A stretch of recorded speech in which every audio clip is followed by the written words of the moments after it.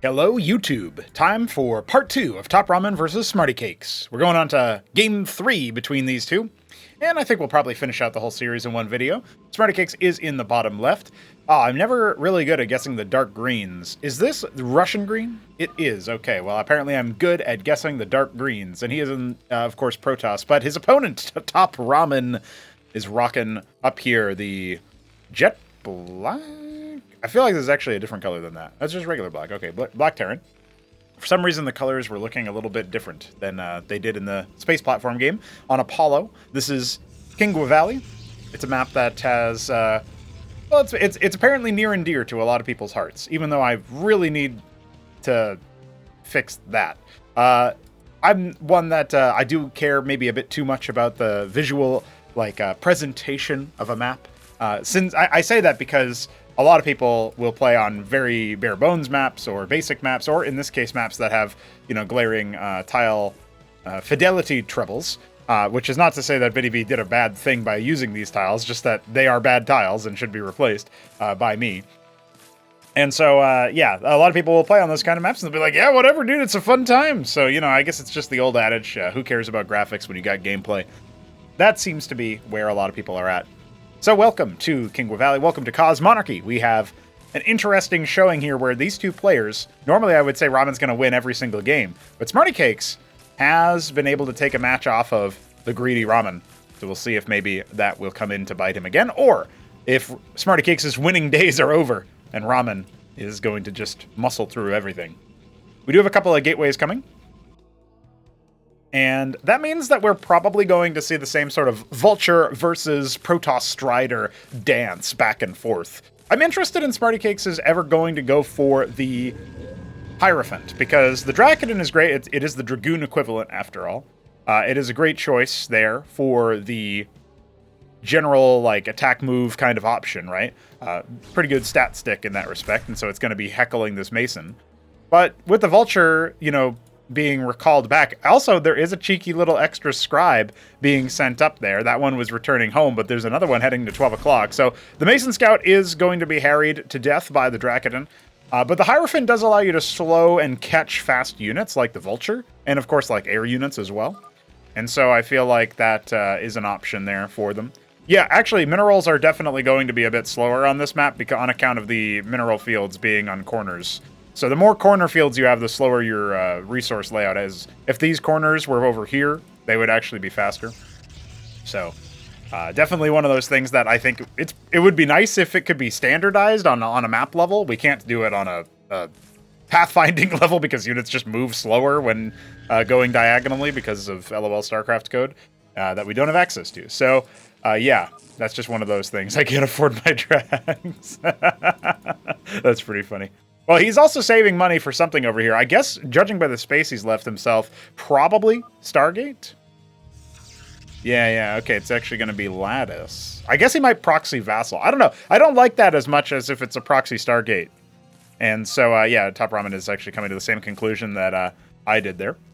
So, the natural will actually be way better for mineral efficiency, which is kind of a weird dynamic on this map, and one of them that I'm like, maybe I don't like that, because now you're going to be transferring workers away from the main to the natural to saturate that. Well, I think Quinngua is in Class 0 right now, so it's actually not going to be in the forthcoming tournament, but that's okay. That's okay. Or if it is in Class 1, then, well, who knows? Who knows?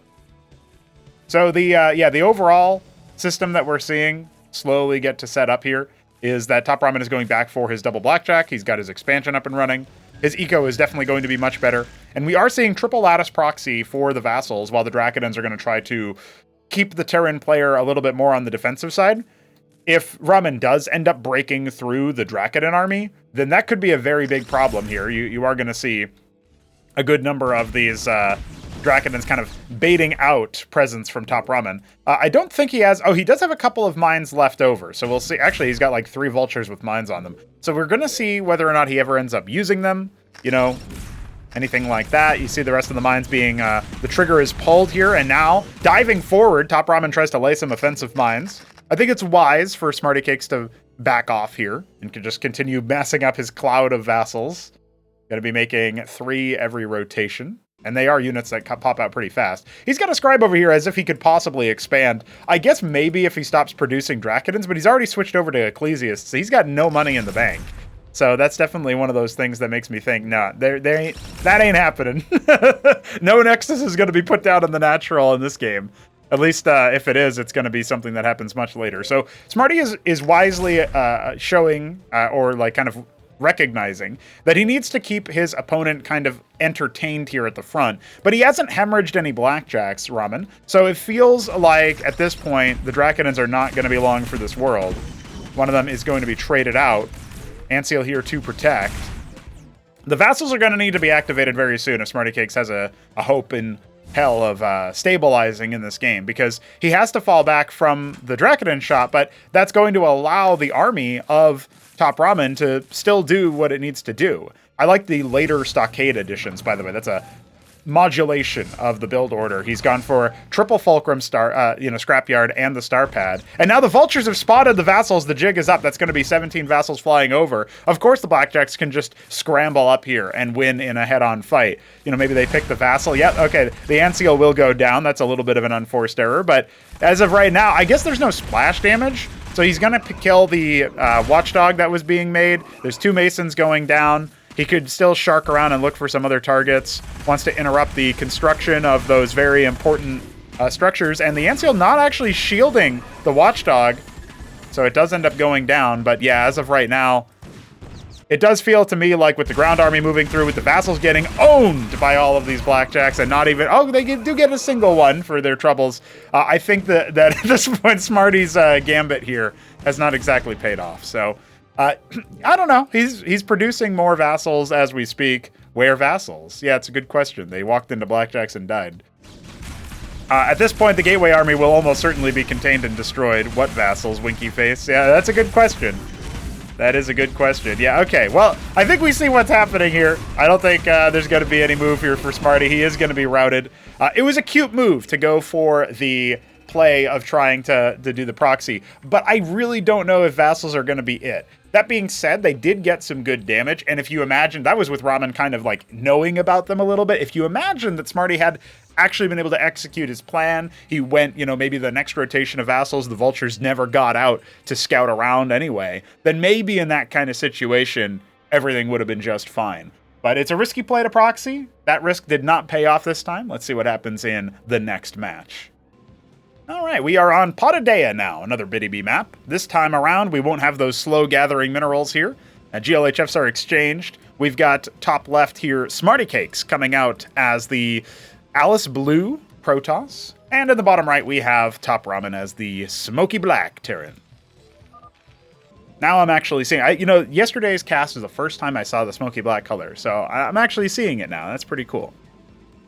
So we do have SmrtyCakes thinking about what he wants to do after his failed proxy, but I'm sure that kind of proxy will serve him a little bit better when he dukes it out versus players closer to his skill level, his rank, his class. And that's exactly what's happening in our underclass and upperclass invitational here, the March invitational at the end of the lovely, lovely month of March here. So 29th and 30th, that's where we're doing it. I strongly suggest that people join our Discord server and sign up for the tournament. Even if you're new, there's plenty of other new people. And if you're actually some secret Gosu, then we can put you up against the higher skill players as well. Shout out to Snow one time, not the Korean Snow that we're all familiar with, but a different Snow who joined our server and was basically one of our top players within a few weeks of grinding. I don't know where he's at now, but if he returned, it would be pretty epic to see him in action. He's a very good Terran player. TopRamen, speaking of very good Terran players, is going to be sticking to it. He's really trying this Blackjack heavy style versus Protoss. He's probably quite pleased with the fact that the Blackjack got its movement speed increased in a recent update as well. I talked about that in the last video. Biddy be tall. I talked about that in the last video. All right, so Ramen is going to be moving through, just kind of tailing that scribe, making sure it doesn't do something cheeky like proxy. Of course, it was a secondary scribe from Smarty that actually did the proxying in that last game. So, well-executed cheese, I think. And until players really dial in and get a feel for, like, how much a certain player should have at a certain time, like, the timings are not exactly ironclad yet at this stage of Cosmonarchy. So we are going to see that develop further. And one of the things that I'm very much interested in over time here is how how that meta develops versus the cheese stuff. So, it's just kind of interesting. Kind of interesting to see. TopRamen going for 2 folk into expand. He's actually cut military production pretty heavily. A Mason went out to maybe try to repair that vulture, but it's going to be recalled. And the lobotomy mines are cleared, although it did result in a dead scribe for SmrtyCakes. His scout will not be returning home. And remember, SmrtyCakes is already someone who has struggled to match the worker output. Oh my god, of TopRamen. So I think that's worth pointing out there as a thing, right? It's like, hey man, you're already struggling and you lose your worker scout. Those are small things that are adding up. Just a couple of mines here. Remember the greed of going ministry expand, cutting production, going into scrapyard. That could be punished by just like a wander of 3 Dracodons coming forward here. At this point, TopRamen needs that mine to prop, and it's only going to stun 1 Dracodon. He is in actually kind of dire straits right now. He's got 4 blackjacks to his name. He's going to have more, but with the right level of micro, with the right level of attention, absolutely those Dracodons can run roughshod over the blackjack heavy army. You can see him immediately go for the lodestone with that expansion. He recognizes the threat that he is under. And he's actually going to need to contest this from the extremis because, yeah, sure, that 1 Dracodon can get hit, but you can still attack the ministry from range.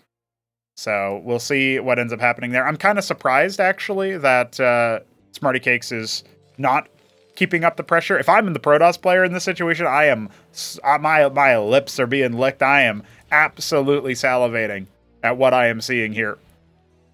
I guess, I've pointed this out so many times that the bridge is the wrong height level that it must actually be intentional. Like, it hasn't been fixed this whole time. So I guess it's intentional that the bridge is there. So we'll have to see. We'll have to see if that changes later. But the star pad is about halfway complete. So it looks like it will be Blackjack and Seal off of 3 Fulcrum. That's cool because I think what we're going to end up seeing is a little bit less on the Hurakan side versus Gateway Man. And a little bit more on the Hurakan side versus, like, if they start filtering in Lattice units for Splash or something. Or, if you need, like, a Cantor fodder, you just throw them at the Cantors to absorb the damage, something like that. It's a grand library for the splash damage, though, so that'll be an interesting pivot here. We got a couple of Zealots.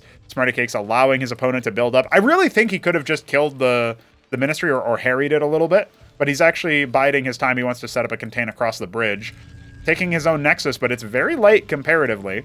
A Crucible very quickly to empower everything here. It should also empower the Nexus to make faster scribes, which is kind of an underrated aspect of it. It's not quite the same thing, but imagine if you had permanent Chrono Boost, from StarCraft 2. That's kind of like what you're seeing.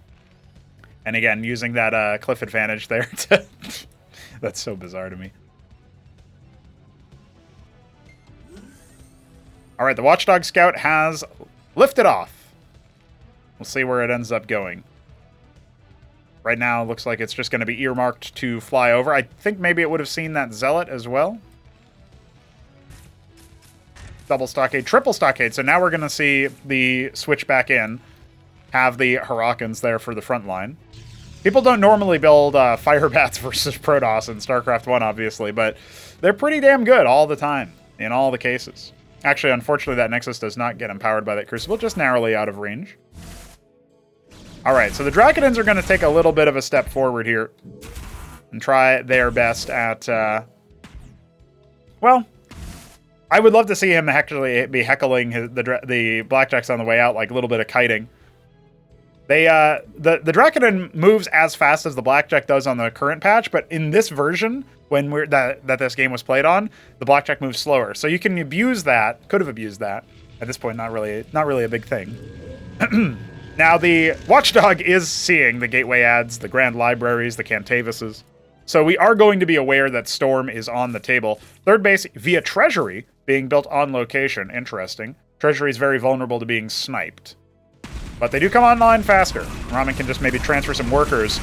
A little bit of a shoddy engage. SmrtyCakes thinking about where he needs to throw his storms down. He's got 2 of them. They are potentially subject to death by the Blackjacks, but Remember, there's no healing here. There is no healing. Oh, he's flubbed it. He's accidentally casted Hallucination twice. Or, you know, one with each Cantavus. All right.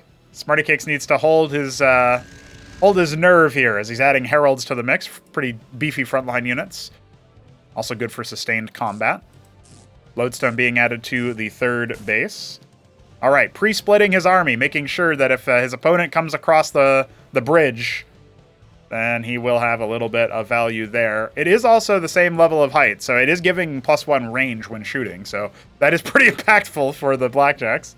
They'll have even range with the Dracodons at that point, as long as they're in this arbitrary location. We got the Ministry coming up. So I guess that's going to be floated to the island, maybe? Or he's just setting up his fourth base preemptively. Definitely got an economic advantage there. A couple of Dracodons kind of maybe making SmrtyCakes pull the trigger, but those were just, you know, a rally. Not necessarily the biggest of deals. So SmrtyCakes is trying to set his army up, as well as, of course, continue the macro. He's starting to switch into Cyclops to help deal with the massive amount of Zealots that are coming out. Now, the Cantavus kind of charges forward. There's a storm onto the Hurricanes. Not a bad shout there, but he needs to cancel it as his own units fly through. Or I suppose he won't. But at least the Herald Sacrifices does momentarily increase the attack speed of the Protoss. Doesn't end up really helping too much, but you know, this inflexible Blackjack army can't really make it across the bridge, especially if Smarty's on point with his storms. I think it's a skill he's a little bit new to, because I haven't really seen him ever use Cantavus before. I could just be forgetting, but we're seeing that some teething problems there nonetheless. Still good enough to hold. The problem is the economic engine of TopRamen is fully sputtering into, completion here, and as he adds more stockades, more fulcrums, he's sending a signal that he wants to produce more tier 1. He's not interested in doing anything else. So let's see if SmrtyCakes can break out or tech out of this situation. Maybe he can be cost efficient enough. Good storm onto those Blackjacks, forcing a split. No sustain here for Ramen. Remember, he only has shielding from the Anseals. And those Cantavus have stayed alive this entire time. All of the front line gone for TopRamen. Equally so for his Protoss opponent. We still have about 12 Blackjacks here.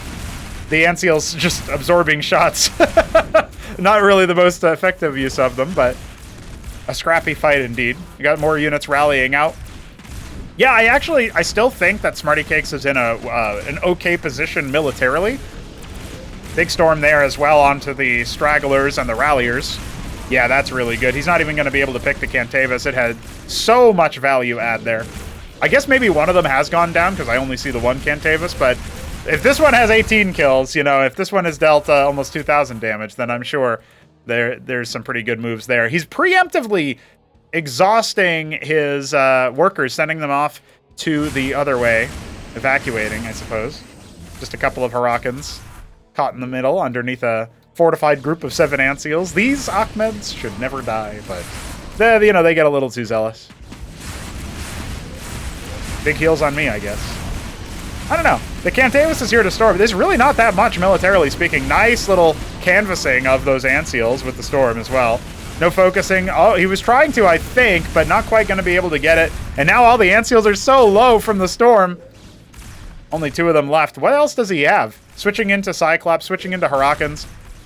I think maybe we've seen that when you add in a little bit of splash damage, SmrtyCakes is entirely capable of dealing with this threat. Now, Tier 2 just finished for TopRamen. We did not see any phalanxes or any other things that are available for Terran at Tier 1. That would have definitely assisted with this push, but only now TopRamen adding mantles, adding a captaincy. This is desperation mode, right? He cannot hold back the throng of Protoss, and now the Masons are trying to sort of lure the Protoss army away over to this 3 o'clock position. It seems to be working, as Smarty is biting on the attack.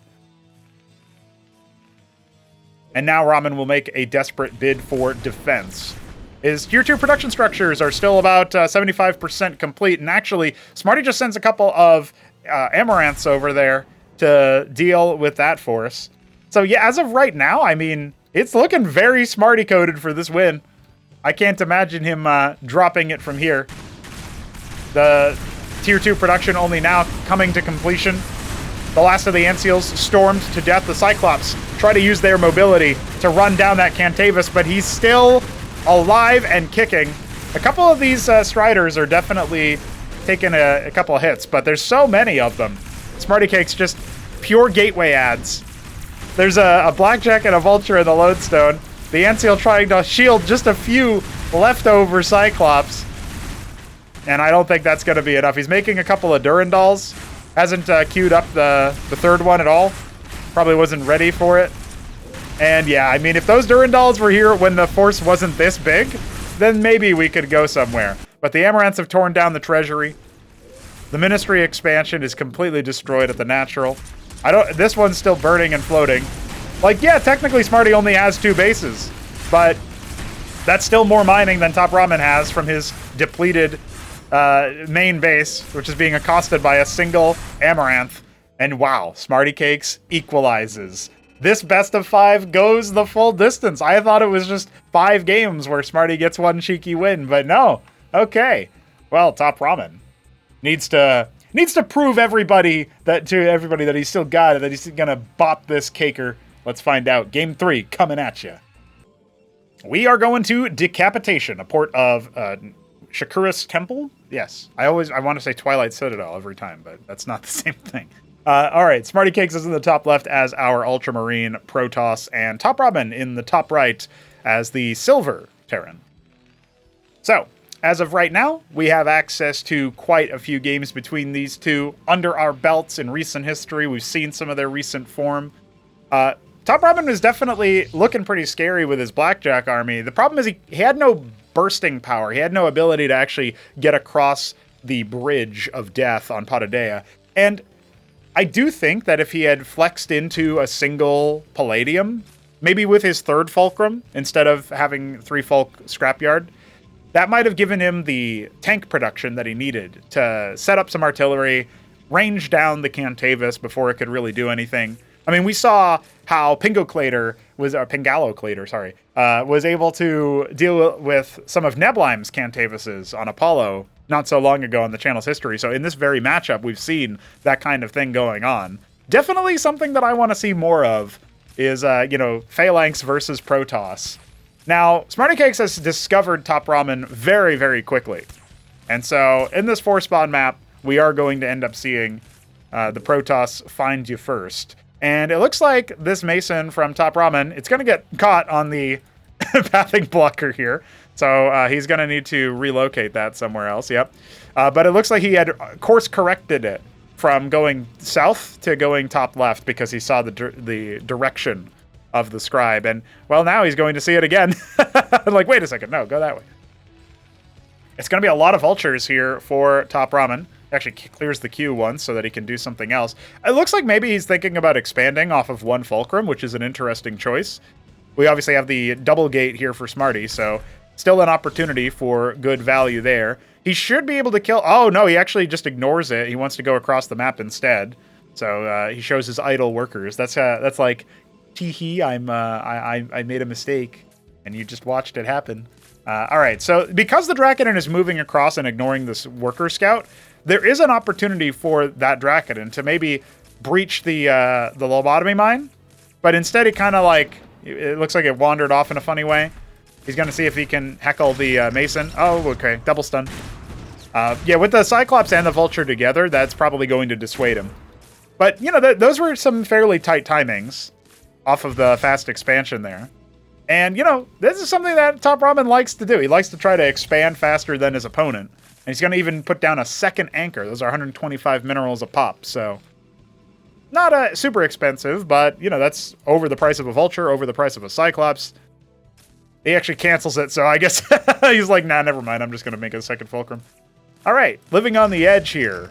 Nexus is put down in response. SmrtyCakes going to halt his queues for just a moment off of those gateways. Is he going to actually try to double expand here? That's, I think, a heads-up play, because your opponent is going for a less aggressive, less offensive-oriented strategy. So, yeah, I guess you can. You can drop 2 Nexuses. Okay, I see you, Smarty.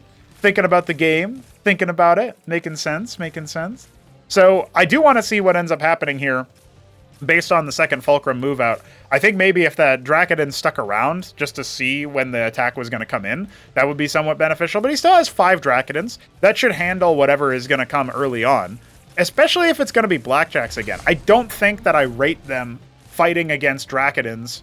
Maybe once the movement speed patch kicks in, that'll be a bit different. But broadly speaking, I feel like that's not necessarily the best play. Now, there are a couple of Cyclops here, actually a lot of Cyclops here, and we don't have any add-ons coming just yet for TopRamen, so one of those Dracodons may end up falling, looks like not yet, but he clears some of the mines. You see a couple of Vultures pop up in the production queue. Ramen wants to keep those mines going. I think in the long arc of this game, despite the Watchdog Scout likely to get some intel for TopRamen, you know, the double Nexus here is going to allow a lot of workers to be made. Grand Library is the switch out. Oh, you know what?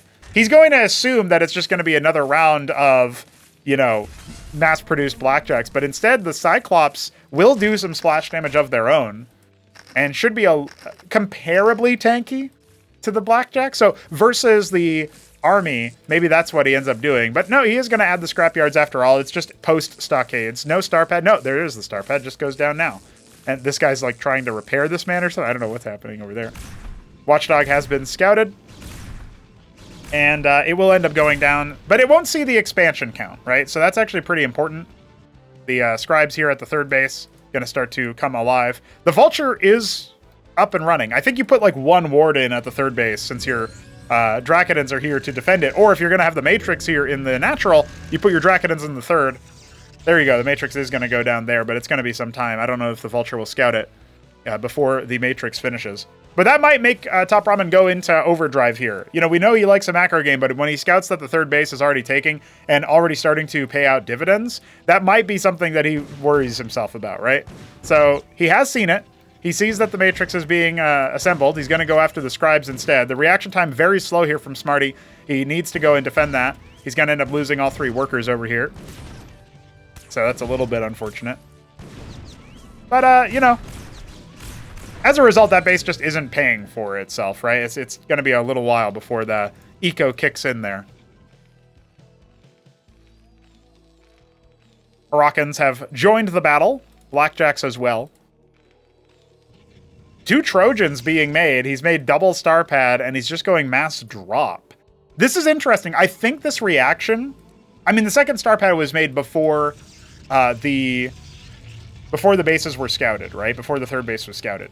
But we've seen him do double star pad and seal in a previous game versus Smarty. Going mass drop here, I think, is a reaction, because now he switches into double and seal. I think he's doing that because he wants to try to pressure multiple bases at the same time. Or he's going to, you know, doom drop, essentially, like focus the drop on one place. And that maybe looks like what's happening. He's going to go after the main base. He saw that there was no defenses there with his Watchdog. And the Vultures are going to come down here and heckle the Nexus, forcing the Dracodons out of position, and potentially allowing those Trojans, who haven't moved from the natural area, but still definitely could be earmarked for the main base. Now they've taken flight. We've got more Blackjacks and more Hurricanes on the way. There's lots of production here, but not that many idle units. In fact, not that many units even in the queues. All of these structures, with the exception of the Grand Libraries that just got activated, are idle, and there is no static defenses here whatsoever. This could be a colossal weakness exploited by TopRamen. As he puts the Hurricanes directly down onto the Crucible, that will fall, a very expensive loss, and depowering some of the structures. The Cyclops searching for potential juicy targets. There's so many workers here, and look at that. Hurricanes and Blackjacks decide to jump directly on them. Oh boy, multi-pronged attack. We've got Storms and Dracodons coming out to try to clear out the Hurricanes in the main base, but while that's happening, the front gates are besieged. Blackjacks have arrived, as well as some Hurricanes. There is one Dracodon here, but I think it's tasked onto a scribe, so it's not defending. Antseals are still here. We got many more units where that came from. The Matrix is going to go down, and now, though, Dracodon is here to try to defend that. But they have to come all the way back, and Ramen surrounding him. Every little move Ramen makes, definitely on point this time around. That Cantavis not actually casting Storm. There's still efficiency here that SmrtyCakes can use, but one of his Cantavises is gunned down. The other one gets the Storm off for a little bit longer. It'll claim the life of 3 Blackjacks, but I think Ahmed might end up just finishing him off. No! He is saved at the last moment. Now, During this time, TopRamen has set up a third base. He's mining very well. His multitasking on point. The two Cyclops here are just killing Infinity Scribes at the third base. The Nexus at the natural has fallen. Units on rally. Smarty is being absolutely eaten alive by all of the multitasking. His plates are no longer spinning. GG is called. TopRamen will take it. Nice. Okay. That was really exciting. That was an exciting way for the series to end. We had a very back and forth game, really interesting macro decisions, and then the reaction, the sort of game knowledge of TopRamen to know that he has the capability, he has the possibility of finding a bus timing here, using drops to his advantage. And Smarty, obviously, you put him under duress, well, maybe he's not going to play to his normal level. And that's all well and good. I mean, that happens to us, right? So cool to see. Definitely some stuff that both players can work on. I know that TopRamen likes to try out his builds, so I wouldn't take this as a sign of his total overall tournament level. I think if this was a tournament series, then Ramen would have full switch. Like, instead of practicing stuff, he's just going to go straight into what he knows is good. That's usually how it works out anyway. Or maybe he will still try to practice some stuff in officials. But for Smarty, to take 2 games off of Ramen, give him some confidence there, training versus a player that has much better, multitasking skills, APM, that kind of thing. Definitely something that helps you out as a player.